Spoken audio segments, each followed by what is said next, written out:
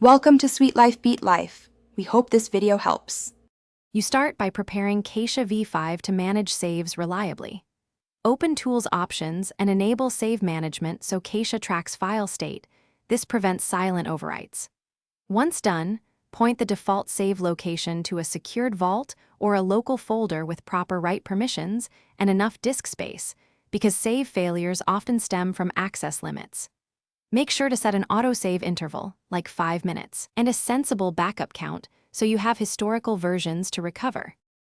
Now you configure versioning and the execution flow.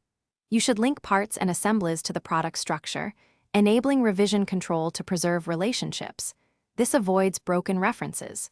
When saving iterations, you save as with a consistent naming convention like projname #rev #yimd so versions are traceable. Then commit your version to the vault or central repository. Make sure Catia updates dependent references and external links, because mismatched references are the main cause of corrupted assemblies. Finish by validating the save and preparing for recovery. Execute Save All, and you should verify the message window for errors and check file timestamps to ensure everything wrote correctly. If a save is corrupted or missing, restore from the previous backup or version in the vault.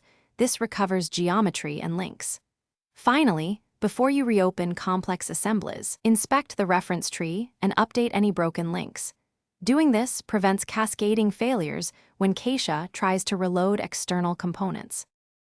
Thanks for watching. Consider subscribing if we helped you.